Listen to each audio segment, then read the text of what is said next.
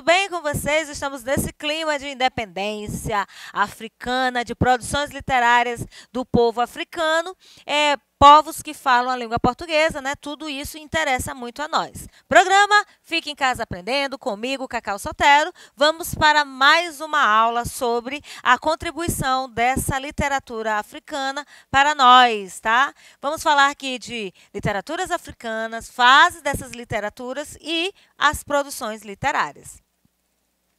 Leia aí comigo. Olha só. Após 500 anos de dominação política, cultural e linguística de Portugal nas colônias africanas, quais? Angola, Moçambique, Cabo Verde, Guiné-Bissau e São Tomé e Príncipe, o surgimento das literaturas de língua portuguesa naquele continente foi a partir da década de 40. Então, assim, em termos assim, de idade, né, as literaturas africanas estão bem recentes. Né? Portugal colonizou esses espaços, né? A Angola, Moçambique, Cabo Verde, Guiné-Bissau, Porto-ao-Príncipe. E ali foi colocada para eles, né? Foi colocada a língua portuguesa, assim como para nós, brasileiros. E aí, depois da independência, né? Nós estamos aqui falando dessas literaturas, já falamos da independência desses povos, dessas regiões, né? O rompimento com Portugal, como aconteceu aqui no Brasil. E aí, a produção literária começou na década de 40, então é bem recente, né? É bem novinha, tá bom? Olha só. Mas, além disso, né, houve manifestações literárias, tá? Populares e orais. Acompanhe aí a leitura. Nas línguas nativas dessas colônias. Quais colônias? Angola, Moçambique, tá? Guiné-Bissau, Porto-ao-Príncipe, enfim, aquelas faladas no início. Então, a produção aqui, alguns especialistas chamam de oratura, em contraposição à palavra literatura, tá certo? Mas há poucos registros dessa produção oral. E o que é oratura? É o conjunto de contos, lendas, poemas, provérbios, trava-línguas ou outros conhecimentos tradicionais difundidos por via oral, tá? A literatura oral, no caso, por exemplo, a presença do universo maravilhoso é muito comum na oratura. Então, aquilo que é falado, aquilo que é contado é a oratura, mas não existe nenhum registro dessa produção oral, tá? Foi só falado. Como o conto, por exemplo. Então, quando você lembrar de literatura africana, no início nós temos a oratura, que era a produção oral, e não há registro sobre isso, certo? Essas literaturas passaram por fases. Nós temos 4 fases. Como assim? Produzir, né, esse material, o povo africano, né, os africanos, começaram aqui pela fase da alienação cultural. Então, era muito comum, né, esses povos serem levados para outros cantos e lá eles negarem a sua origem ou simplesmente ficarem assim, alheios a essas origens. Então, a gente chama de alienação cultural ou falta de compromisso com sua terra e sua gente, né? O africano está na França, vai viver como francês, vai se esquecer das suas origens, não vai querer dar muita bola para aquilo tudo. É o que dentro da literatura africana se chama de fase de alienação. Em seguida, nós temos a fase de sentimento nacional.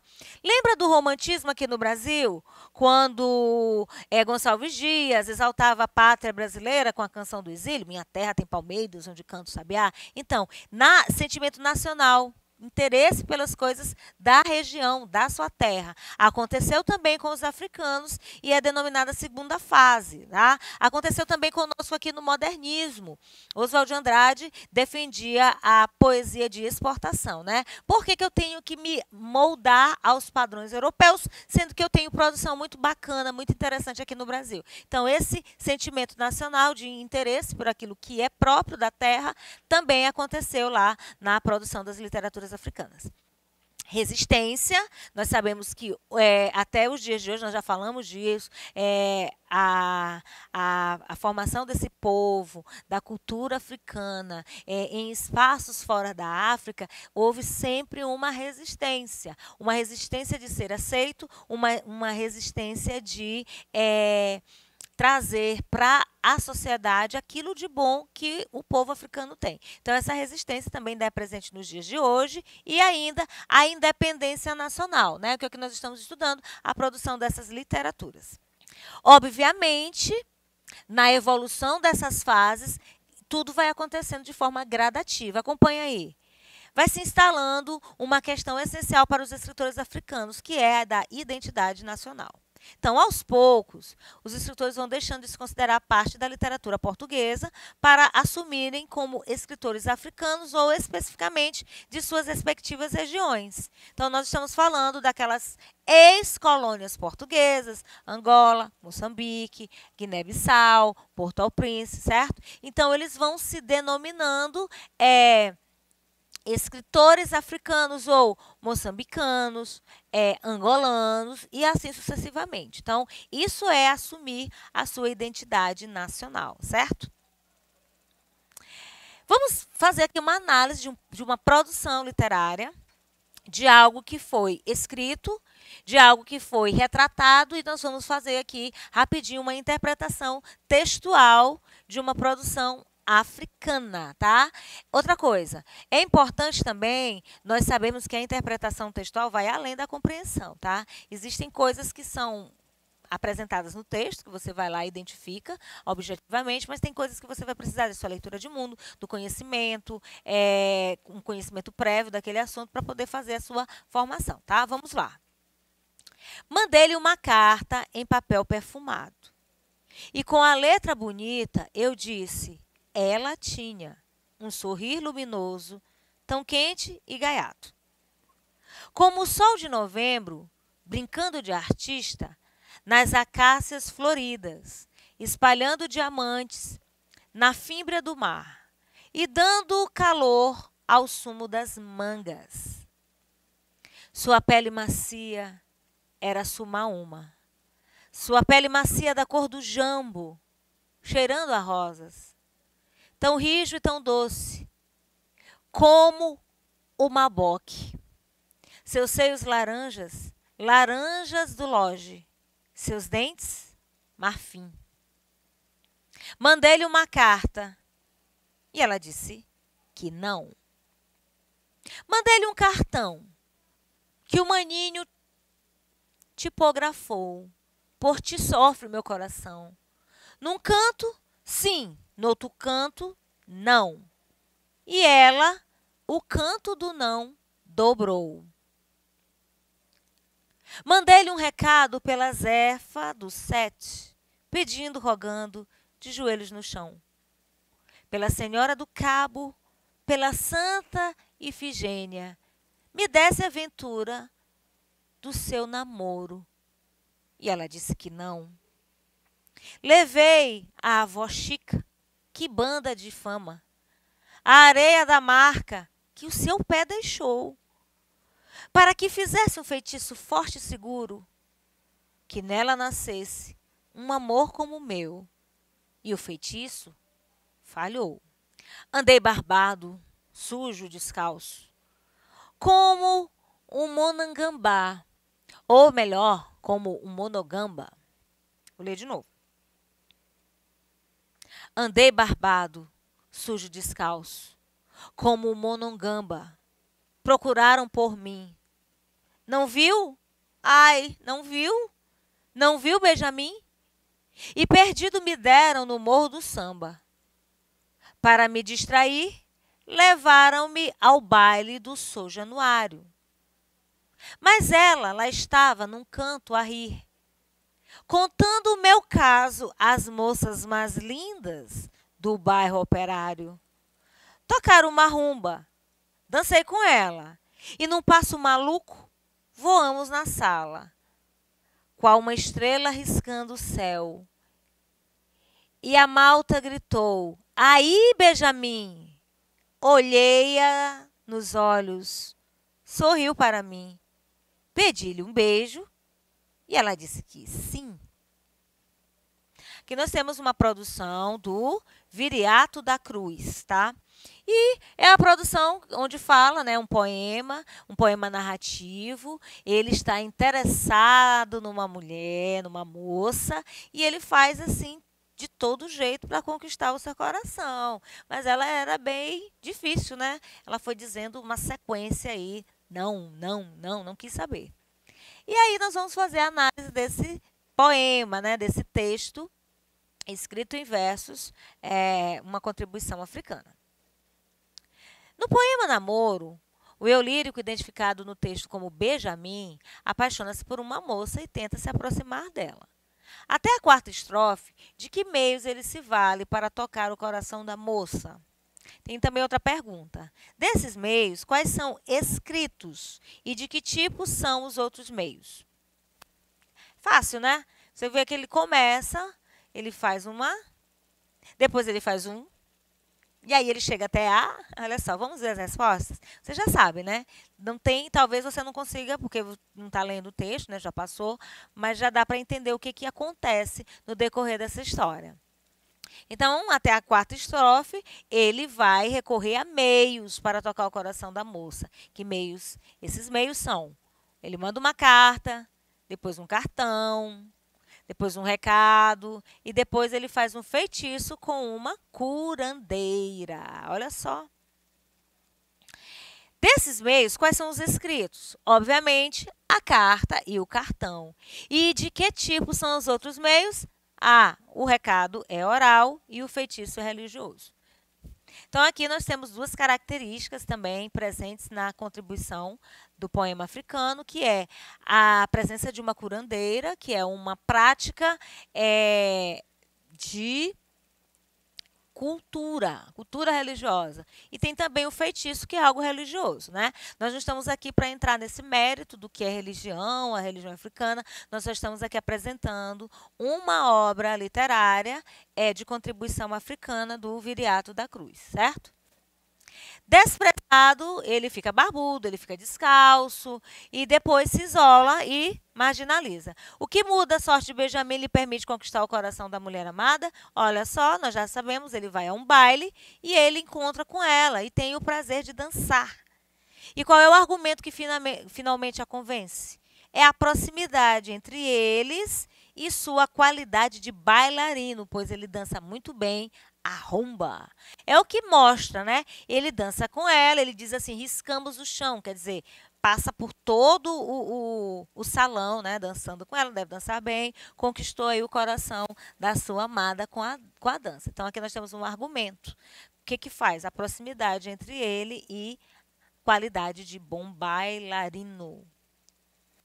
Então, olha só, quem é Viriato? Viriato Francisco Clemente da Cruz nasceu em Kikuvu, Porto Ambuim, em 1928 e fez estudos em Luanda, tá? Considerado um dos mais importantes impulsionadores de uma poesia regionalista angolana, tá? Nas décadas de 40 e 50, caracterizando-se a sua obra pelo apego aos valores africanos, quer quanto à temática, quer quanto à forma. A sua produção está dispersa por publicações periódicas e representa em várias antologias, das quais uma, no Reino de Caliban, reúne a sua obra poética.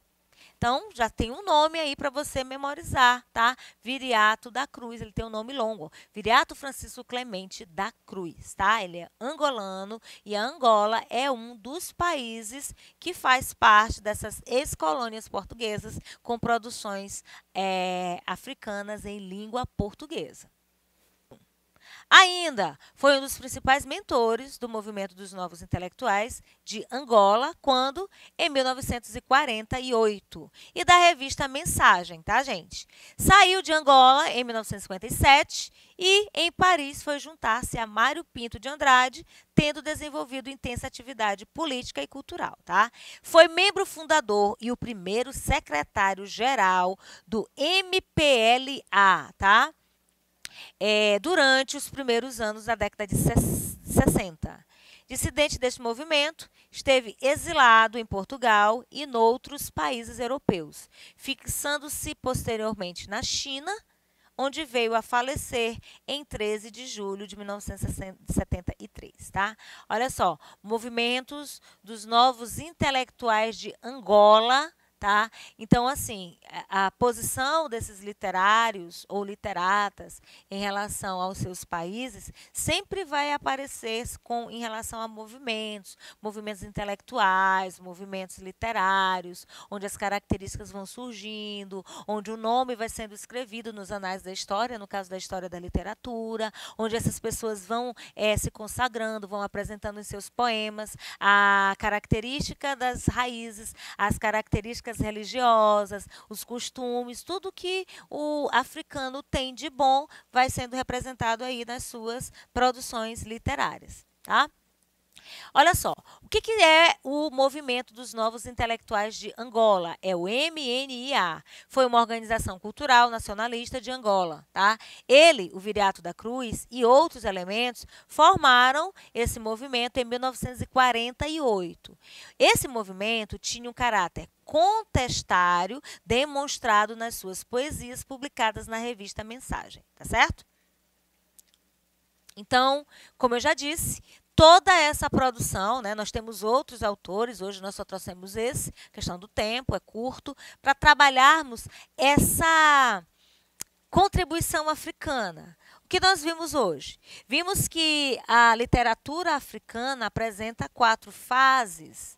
A fase de alienação, que é o início, depois uma fase, assim, uma fase onde eles vão tomando essa consciência e precisam representar o seu povo, a sua gente, isso é feito dentro, eles precisam representar o seu povo, né, a sua gente, e isso é feito, obviamente, dentro das produções literárias. Trouxemos o poema Namoro, né, um poema, um gênero textual muito conhecido dentro da literatura, a gente não tem nada de diferente, é um povo rico, é um povo cheio de história para contar. Vimos também que existe um momento de resistência, é onde fora da África, né, eles vão se denominar africanos e especificamente de que região da África eles fazem parte. Nós vemos os moçambicanos, os angolanos, né? E aí hoje nós entendemos que as produções literárias africanas em língua portuguesa são concentradas nesses países que foram colonizados por Portugal, assim como nós, né? Angola, Moçambique, Guiné-Bissau, Porto-ao-Príncipe. Esses países tiveram os seus momentos de luta, de resistência e escreveram a sua história e as representaram. Então, o Viriato da Cruz, né, fez parte desse movimento muito importante. Houve outros movimentos, né, em cada país, né, respectivamente, esses movimentos literários aconteceram, como aconteceram também aqui no Brasil, não é diferente, né? Os românticos, os realistas. Agora, só que em relação à poesia literária africana, ou ainda a prosa, nós não temos essa participação nessa literatura mais antiga, porque devido a esse momento de demora da independência desses povos, né, de cortar esse vínculo com a colônia portuguesa, a literatura é algo mais recente, né? Você viu, data de 1940, tá bom? Então, o que nós podemos entender dessas produções africanas em língua portuguesa? São pessoas que mostram a sua cultura, né? Nós vimos aí no Namoro, tem a questão da religião apresentada, tem a questão do envolvimento com a dança, né? Os africanos gostam muito de dançar, gostam muito tem muito ritmo, tudo isso é apresentado, obviamente, em literaturas. E por isso nós as estudamos, por isso nós crescemos, por isso nós nos apresentamos. Nos dias de hoje, nós temos muitas produções afrodescendentes da história enriquecida com a história da África aqui no Brasil. Na aula passada eu trouxe Olhos Coloridos de Macau, que foi muito bem musicalizada na voz de Sandra de Sá. Eu até tentei cantar aqui, né? Nem de longe vou ser igual, né? Não tenho talento para canção, mas a gente faz esse esforço aqui para que você entenda da melhor forma possível. Queremos agradecer a sua audiência, lembrando que você pode, além de nos assistir no canal 10.2 da TV Educação, você pode também nos acompanhar na plataforma Gonçalves Dias. A aula foi esta. Eu vou ficando por aqui e, claro, sempre quero saber se vocês entenderam tudo que eu disse. Por isso eu pergunto: compliquei?